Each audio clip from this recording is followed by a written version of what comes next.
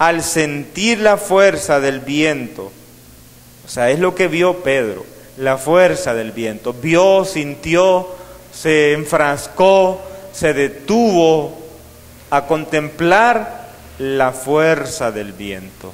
La fuerza del viento que buscaba hundirle en la miseria. Usted, cuando ya no pone su mirada en el Señor, entonces viene y se inunda. Cuando usted ya no pone su mirada en el Señor, entonces los problemas, las circunstancias ya se convierten en un poder que usted ya no lo puede detener. Es que o estamos con Dios o somos víctimas de los problemas, de las enfermedades, de los pecados. Una enfermedad muy grave puede ser, pero si usted pone su mirada en el Señor, por más que esa enfermedad se haga cada día más densa, cada día más grave, usted va a estar siempre sonriendo. Y yo he conocido pacientes que viven felices su enfermedad, y yo les he preguntado, ¿alguna vez ha renegado contra Dios?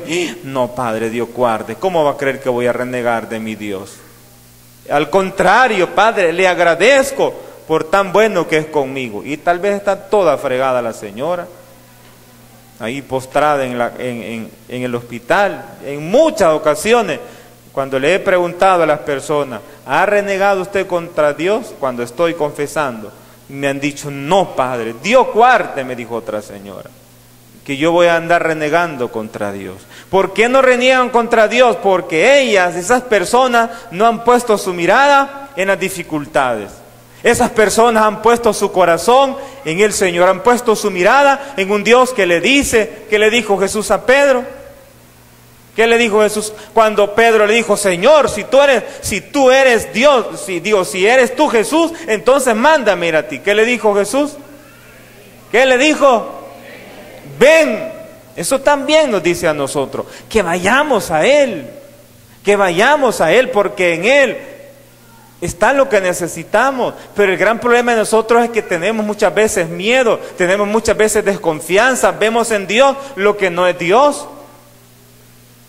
Para ir a Dios hay que quitarse el traje de pecado, hay que quitarnos la caparazón de pecado, porque el pecado nos impide tener confianza en Dios. Si usted siempre anda en aquel vicio, siempre anda en aquel pecado, eso le está impidiendo que usted se fíe totalmente de Dios. Y entonces, aunque uno escuche el llamado de Dios, uno siempre tiene dudas y ve en Dios lo que no es Dios, como estos discípulos miraban en Jesús a un fantasma.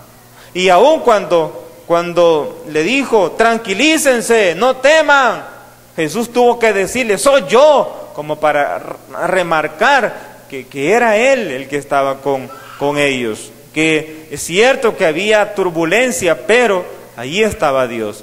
Yo no sé cómo usted está viviendo en su familia, pero una gran cantidad de personas vive esa turbulencia, esos vientos fuertes que buscan dividir a los papás con los hijos, que buscan siempre dividir a los esposos, que buscan siempre inundar a nuestra familia, que busca siempre que el que está más cerca de Dios critique al que está alejado de Dios, y el que está alejado de Dios, en lugar de sentirse llamado por Dios, le da cólera que le hablen de Dios, porque aquellas personas dicen ir a misa, están yendo a misa, pero no, su testimonio anda por el suelo. Entonces, pidamos a Dios que nos dé esa gracia de poder encontrarnos con Él y poder decirle como Pedro, Señor, mándame ir a ti.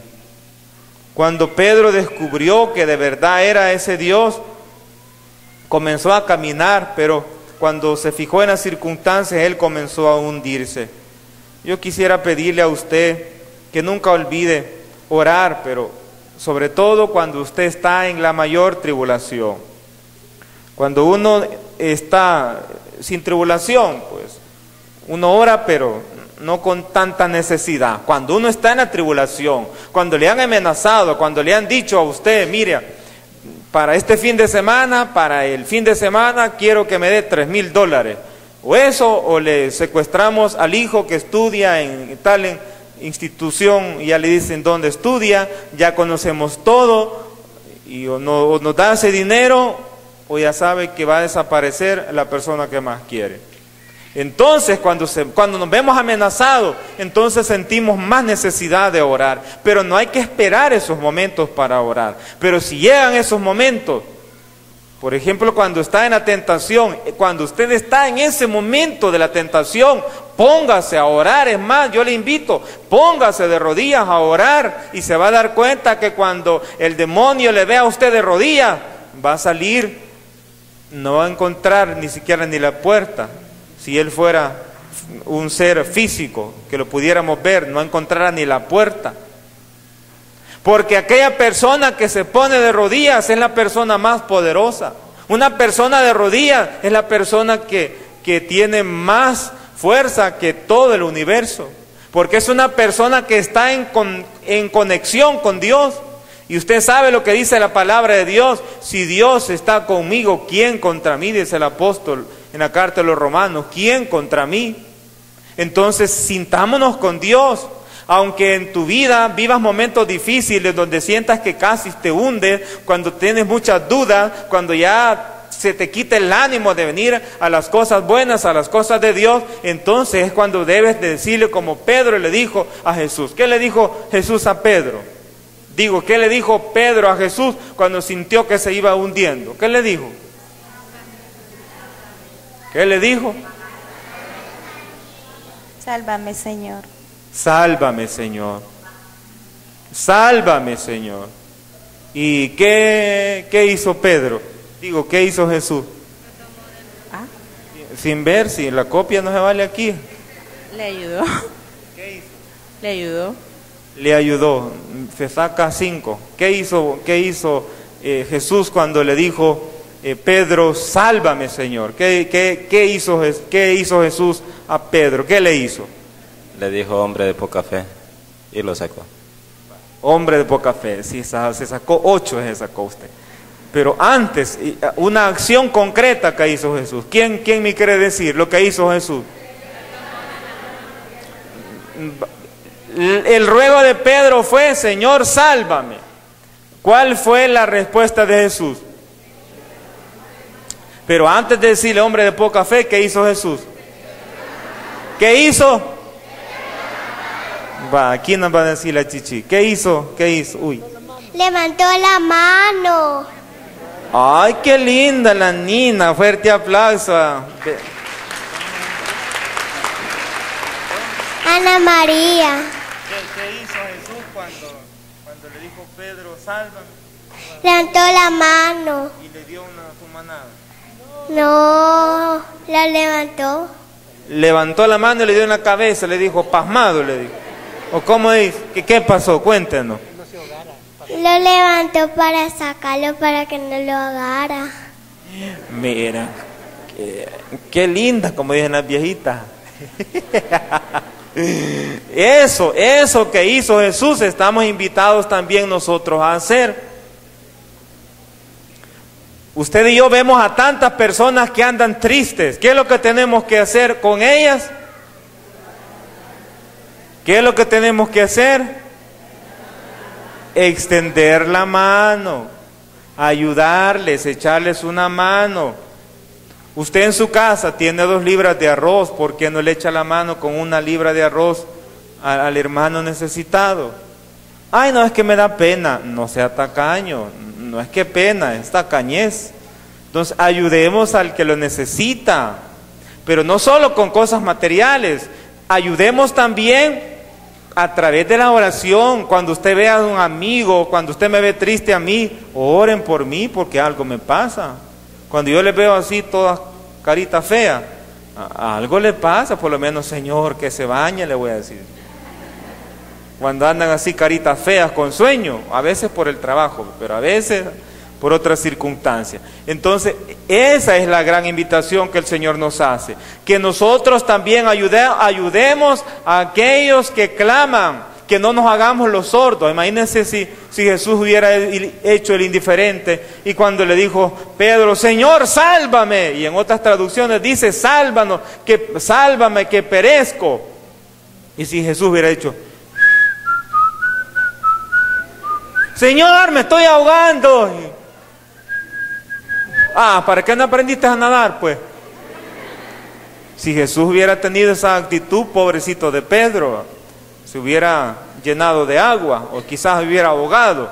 Entonces, si usted tiene actitudes así actitudes egoístas con los hermanos no van a ver el milagro de Dios porque usted no quiso ser instrumento de Dios. La manera como Dios bendice a sus hijos es a través de sus hijos. Entonces procuremos ayudar al hermano. Esta es otra de las grandes enseñanzas que ahora nos da el Evangelio. Jesús quiere que nosotros, además de lo meramente ordinario, que hagamos acciones extraordinarias como es caminar sobre las aguas, es decir, caminar en fe. Pero Jesús no solamente quiere que caminemos en fe, Jesús también quiere que ayudemos a que los demás también caminen en fe, es decir, que los demás también caminen sobre las aguas. Levanten la mano los que sienten que están caminando sobre las aguas, los que están caminando sobre las aguas.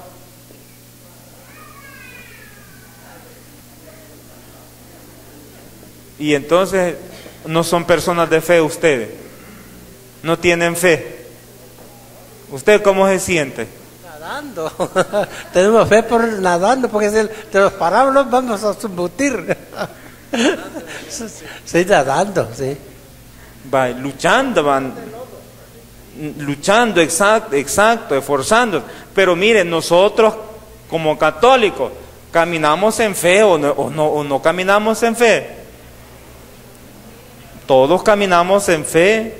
Entonces, pero no basta solamente caminar en fe, es necesario ayudar a otros a caminar en vida nueva, ayudar a otros a caminar según la voluntad de Dios, no desanimarnos, aun cuando ya lo divino o las cosas de la iglesia, lo meramente espiritual, a veces como que no nos es tan atractivo, nos da miedo.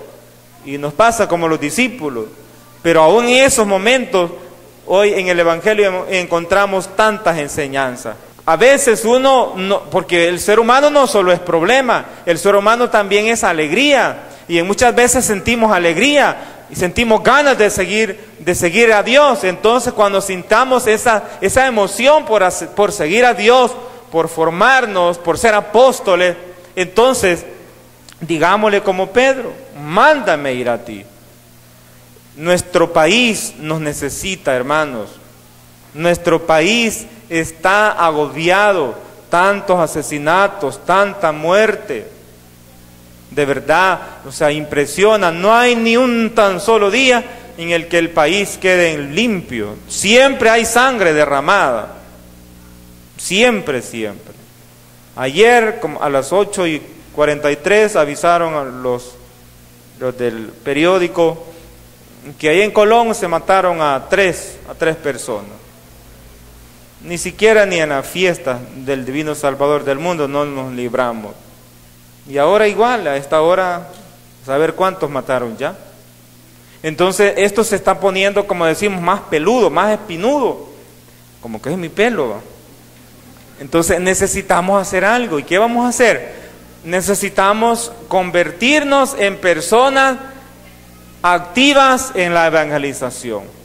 O sea, la gente hoy no conoce que hay un Dios que nos ama, hay un Dios que nos ayuda a salir adelante sin ir al pecado, sin el robo. Es posible vivir sin robar, es posible vivir en paz sin robar, pero hay muchos que ya agarraron maña de robar, piensan que si no roban no viven felices, porque no tienen pisto, porque dicen que si no tenemos pisto entonces no somos felices.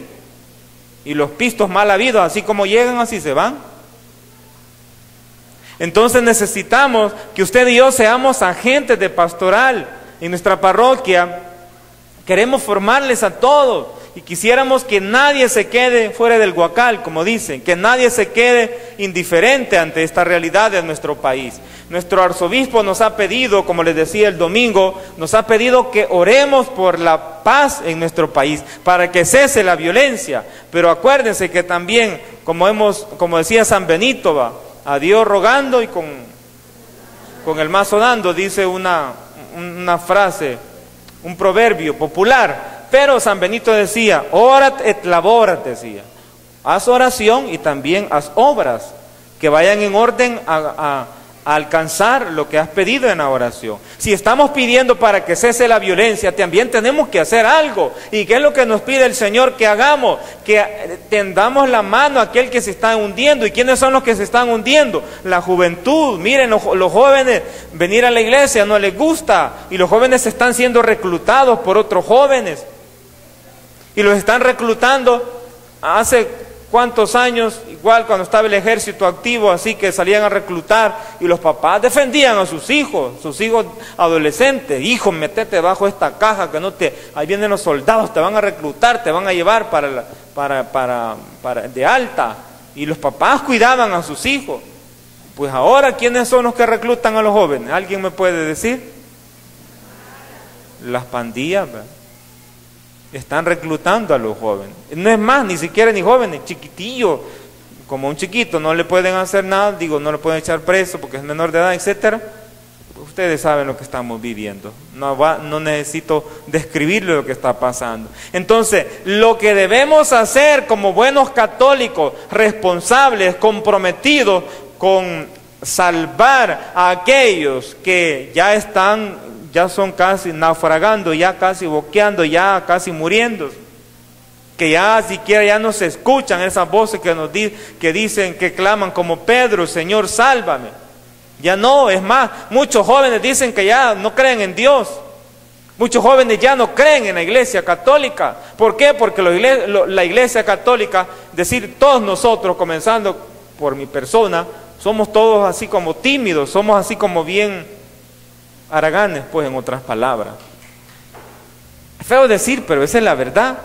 Entonces necesitamos ya salir de nuestras perezas, necesitamos ir a aquellas personas que necesitan la buena nueva, que necesitan a alguien que les tome de la mano y que les diga, no andes gastando fuerzas ahí, porque ahí no hay, está como decía el hermano, andan nadando en la miseria. Entonces necesitamos manos fuertes como las de ustedes para tomar a estos jóvenes, a estos niños, a estos adolescentes, a estos indiferentes y traerlos a la barca, es decir, a la iglesia, para que estén ya libres de peligro, para que también nuestra sociedad, nuestro país tenga futuro, porque así como vamos, no tenemos futuro. Así como vamos, los empresarios van a tener miedo de invertir y entonces, ¿qué va a pasar? No va a haber empleo y cada día más desempleo. Y entonces, si no hay empleo, ¿qué vamos a hacer? Entonces, robemos porque no nos vamos a morir. Y después todos robando. Y después, entre los mismos ladrones van a robar. O sea, un caos horrible, pues. O sea, ¿qué es lo que nos espera? Si no nos ponemos las pilas, si no nos ponemos activos a cambiar nuestra sociedad. Entonces, en nuestra parroquia queremos formar a estos agentes. Tenemos 21 retiros, oigan bien, 21 retiros para que usted sea un hombre lleno de Espíritu Santo, lleno de fervor, lleno de esa fuerza para llevar la buena nueva a los jóvenes, a los adultos, a los niños, para que sea un buen apóstol. Ya llevamos la primera generación, vamos por generaciones. En la primera generación llevamos 52 personas. 52 personas pertenecen a la primera generación. Y la primera generación ya hizo 3 retiros. Y son por todos 21. ¿Cuántos les quedan? ¿Cuántos? 18 retiros. ¿Y usted cuántos hizo ya? Ni uno, ¿verdad? Le quedan 21 todavía. Entonces, pero, claro, es voluntario, pero hay que hacerlo, hermano. Mejor hijos desobedientes. Hay que entrar, o sea, o somos o la vamos a regar. Ya hablando de un lenguaje más coloquial. o somos o participamos o somos agentes de pastoral activos, o vamos a ser víctimas de lo que ahora está sembrando la juventud. Entonces, usted decide, pero Dios nos invita a caminar en fe. Es decir, aunque veamos que hay una gran cantidad de indiferentes, usted ponga su mirada en el Señor. No ponga su mirada en aquellas personas que dan mal testimonio. No ponga su mirada en aquella persona que está en la iglesia y que es una gran hipócrita. No ponga su mirada en él, en ella. Usted ponga su mirada en Dios, en Jesús, porque si uno pone la mirada en las demás personas, se desanima, se inunda, como Pedro cuando sintió, más que ver a Dios, dejó su sentimiento, dejó su estado, lo puso en las manos de la circunstancia. Entonces, que lo que ahora vivimos, que no nos haga cambiar de pensamiento, en el sentido de buscar a Dios. Que tu pensamiento, que tu opción por Dios sea cada día más fuerte, más fortalecida. Tenemos ya, decía, 52 personas. Miren, con 52 personas se hace bastante, pero no bastan todavía 52 personas. A veces nos mal acostumbramos y a veces pensamos que la voluntad de Dios es confesarse de volada, así de vez en cuando, y comulgar. Y pensamos que con eso ya hicimos todo. Y alguien puede decir, no, es que yo ya estoy de edad, ya de nada me sirve el retiro. No diga de nada me sirve. Usted puede ser una persona de gran luz para un grupo de agentes de pastoral. ¿Por qué? Porque es cierto, usted por su edad avanzada ya no va a poder ir casa en casa porque no puede caminar. Sí, pero puede estar en la capilla. Cuando salgamos a evangelizar de una manera masiva, una gran cantidad de personas va a estar clamando misericordia aquí en la capilla.